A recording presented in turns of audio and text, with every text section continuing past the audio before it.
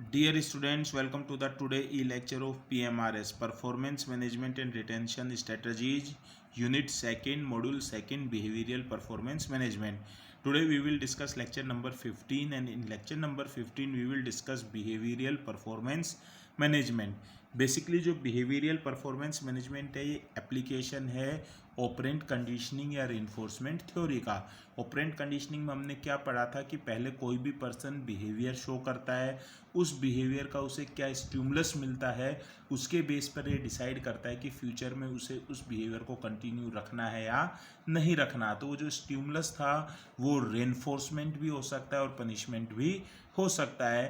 तो रॉबर्ट क्रिटनर और फ्रेड लुथांस ने सबसे पहले ये टर्म दी थी ओबी मॉडिफिकेशन या organisational behaviour modification for behavioural management. तो उन्होंने क्या कहा था, ओबी मॉडिफिकेशन एक प्रोग्राम है जिसमें मैनेजर्स हैं वो एम्प्लॉयज़ बिहेवियर्स जो कि परफॉर्मेंस से रिलेटेड होते हैं उनको आइडेंटिफाई करते हैं, उसके बाद एक इंटरवेंशन स्ट्रेटजी इम्प्लीमेंट करते हैं जिससे कि डिजायरेबल बिहेवियर तो बढ़ें और अनडिजायरेबल बिहेवियर वीकन हो। तो इसे ही हम क्या बोलते हैं, ओबी मॉडिफिकेशन या ऑर्गेनाइजेशनल बिहेवियर मॉडिफिकेशन बोलते हैं। तो टिपिकली ऑर्गेनाइजेशन बिहेवियर मॉडिफिकेशन में बेसिकली 5 स्टेज होती हैं या 5 स्टेप्स होते हैं जिनको अब हम वन बाय वन डिस्कस करेंगे। तो सबसे पहले क्या है, आइडेंटिफाइंग क्रिटिकल परफॉर्मेंस बिहेवियर।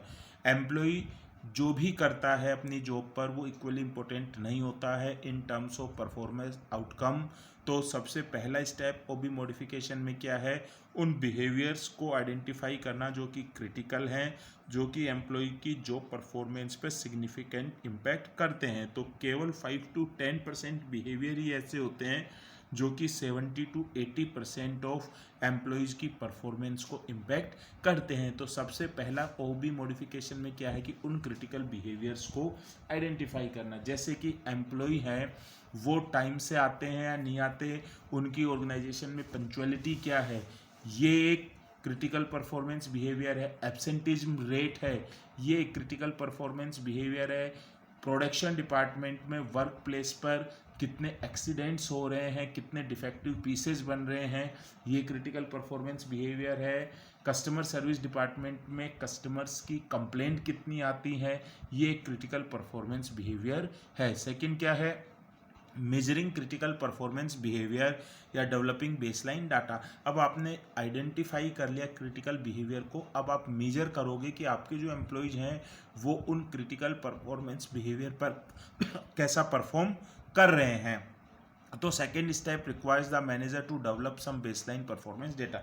जैसे कि लेट आना एक क्रिटिकल बिहेवियर है कि एम्प्लॉयज़ टाइम पर आते हैं या लेट आते हैं, पंक्चुअलिटी। तो आपने एक बेसलाइन डेटा बना रखा कि अगर पर डे 95% से ज़्यादा एम्प्लॉयज़ है टाइम पर आ रहे हैं तो ठीक है, लेकिन अगर उससे ज़्यादा यानी कि 5% से ज़्यादा एम्प्लॉयज़ लेट आते हैं, इट मीन्स वहाँ पर हमें इंटरवेंशन करना पड़ेगा।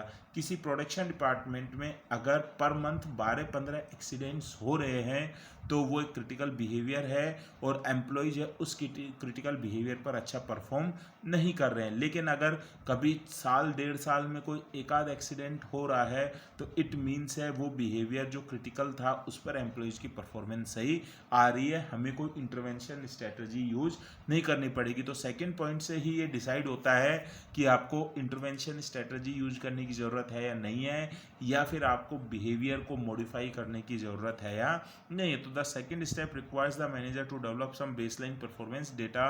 This is obtained by determining the number of times the identified behaviour is occurring under present condition. अगर एम्प्लॉयज़ की कंप्लेंट्स बहुत ज़्यादा आ रही हैं तो आपने क्या कि अगर पर मंथ 10 से ज़्यादा एम्प्लॉयज़ की कंप्लेंट आ रही है तो उसे चेंज करने की ज़रूरत है, यानी कस्टमर सर्विस डिपार्टमेंट के एम्प्लॉयज़ के बिहेवियर को मॉडिफाई करने की ज़रूरत है। लेकिन अगर महीने में कोई 1-2 कंप्लेंट आ रही है, इट मीन्स है एम्प्लॉयज़ उस क्रिटिकल बिहेवियर पर सही परफॉर्म कर रहे हैं, उनके बिहेवियर को मॉडिफाई करने की ज़रूरत नहीं है। नेक्स्ट क्या है, carrying out A functional analysis of the behaviour. अब थर्ड स्टेप में हम फंक्शनल एनालिसिस करेंगे बिहेवियर का कि एम्प्लॉय जो क्रिटिकल बिहेवियर शो कर रहे हैं उसके पीछे रीजन क्या है और उसके क्या परिणाम निकल रहे हैं। तो इसे हम ABC एनालिसिस बोलते हैं। तो the third step is to perform a functional analysis of the behaviour. Functional analysis है वो ABC मॉडल यूज करेगा। ए का मतलब एंटीसीडेंट, बी का मतलब बिहेवियर और सी का मतलब कॉन्सिक्वेंस। तो एंटीसीडेंट बेसिकली वो कंडीशन को रिप्रेजेंट करता है जिसकी वजह से बिहेवियर या अल्टरनेटिव शो होता है। In other word, an antecedent is a stimuli और circumstances which elicits a particular behaviour for an from an individual. जैसे कि वर्क प्लेस पर एक्सीडेंट्स बहुत ज़्यादा हो रहे हैं तो ये बिहेवियर है। इसका इंटीसीडेंट क्या होता है कि जो वर्कर्स हैं उनको प्रॉपर ट्रेनिंग मशीन पर काम करने की नहीं मिल रही है। एम्प्लॉयज़ हैं वो पंचुअल नहीं है, जॉब पर लेट आ रहे हैं, तो उसका इंटीसीडेंट क्या होता है कि वो अपने घर से टाइम से नहीं निकलते हैं। तो ये बिहेवियर के पीछे क्या हो गए, एंटीसीडेंट हो गए। तो example of antecedent conditions are the ringing of an alarm clock और a manager asking an employee for a particular report. Second क्या हो गया, बिहेवियर, उस पर्सन का उस एंटीसीडेंट के लिए रिस्पॉन्स। जैसे कि जब बेल बजी तो आप बिस्तर से उठ गए सोने की बजाय, ये आपका एक रिस्पॉन्स हुआ। या फिर जब बॉस ने आपसे रिपोर्ट मांगी तो आपने उन्हें डिटेल रिपोर्ट दी, वो उस इंसिडेंट का क्या हो गया, बिहेवियर हो गया। कॉन्सिक्वेंस है वो उस पर्टिकुलर बिहेवियर का रिजल्ट होता है। जैसे कि एक कॉन्सिक्वेंस पॉजिटिव रिन्फोर्समेंट हो सकता है, जैसे कि आपने अच्छी रिपोर्ट बनाई तो आपको पब्लिक प्रेज मिल रही है। या फिर आप है टाइम से उठ गए तो आपको कहीं जाना था तो आपने ट्रेन है वो टाइम से पकड़ ली। तो नेगेटिव भी हो सकता है और पॉजिटिव भी हो सकता है। तो मेन पर्पज क्या है फंक्शनल एनालिसिस का, कि एंटीसीडेंट आइडेंटिफाई करना और बिहेवियर के कॉन्सिक्वेंसेस को आइडेंटिफाई करना। अब नेक्स्ट क्या है, developing and implementing intervention strategy. Intervention का मतलब अगर हमें लगता है कि क्रिटिकल बिहेवियर है जो हमने मेजर किया है वो जो हमारा बेसलाइन डेटा था उसके अकॉर्डिंग नहीं आ रहा है और हमने एंटीसीडेंट और कॉन्सिक्वेंसेस को आइडेंटिफाई कर लिया, तो अब हम एक ऐसी इंटरवेंशन स्ट्रेटजी को पहले डेवलप करेंगे और फिर उसे इम्प्लीमेंट करेंगे जिससे कि डिज़ायरेबल बिहेवियर तो इंक्रीज हो और जो अनडिज़ायरेबल बिहेवियर है वो वीकन हो। जैसे कि फॉर एग्जांपल पंचुअलिटी के लिए आपने डिसाइड कर लिया, अपनी इंटरवेंशन स्ट्रेटजी बना ली कि आप बायोमेट्रिक मशीन लगा रहे हो, जो भी एम्प्लॉय है वो जब कभी भी ऑफिस आएगा तो उसे पंच करना पड़ेगा। और अगर कोई भी एम्प्लॉय 3 दिन लगातार 5 मिनट से लेट हो जाता है तो उसकी हाफ CL है वो डिडक्ट हो जाएगी। तो आपने पहले ये इंटरवेंशन स्ट्रेटजी डेवलप की और फिर आपने इस इंटरवेंशन स्ट्रेटजी को इम्प्लीमेंट कर दिया। या फिर हम दूसरी देख सकते हैं, जैसे कि वर्क प्लेस पर एक्सीडेंट्स बहुत ज़्यादा हो रहे थे तो आपने एक इंटरवेंशन स्ट्रेटजी इम्प्लीमेंट कर दी कि कोई भी एम्प्लॉय उस पर्टिकुलर मशीन पर वर्क करेगा उससे पहले उसे 2 मंथ्स की ट्रेनिंग लेनी होगी। और जब उसे सुपरवाइजर से सर्टिफिकेट मिल जाएगा कि इसने ये इस मशीन पर वर्क करने की प्रॉपर ट्रेनिंग ली हुई है, उसके बाद ही उसे उस मशीन पर काम करने दिया जाएगा। तो पनिशमेंट भी दिया जाता है और इन्फोर्समेंट भी दिया जाता है, उसके थ्रू हम इंटरवेंशन स्ट्रेटजी को डेवलप करते हैं और इम्प्लीमेंट करते हैं। लास्ट क्या जाएगा, इवोल्वेटिंग परफॉर्मेंस इम्प्रूवमेंट। अब हमने जो इंटरवेंशन स्ट्रेटजी इम्प्लीमेंट की थी अब हम उसके बेस पर परफॉर्मेंस इम्प्रूवमेंट को इवोल्वेट करेंगे। तो the final step in OB modification is to evaluate performance improvement. तो बेसिकली इवोल्यूशन के 4 लेवल्स होंगे। सबसे पहले reaction, second learning, third behavioural change और फोर्थ परफॉर्मेंस इम्प्रूवमेंट। जैसे ही आपने ऑर्गेनाइजेशन में बोला कि अब बायोमेट्रिक है वो मशीन लगाई जाएगी और आप अगर 3 दिन तक लगातार लेट आए तो हाफ CL डिटेक्ट होगी, तो एम्प्लॉय सबसे पहले उसकी रिएक्शन देंगे, क्योंकि जो कोई भी नया चेंज होता है तो सबसे पहले एम्प्लॉयज उसका रेसिस्टेंस करते हैं।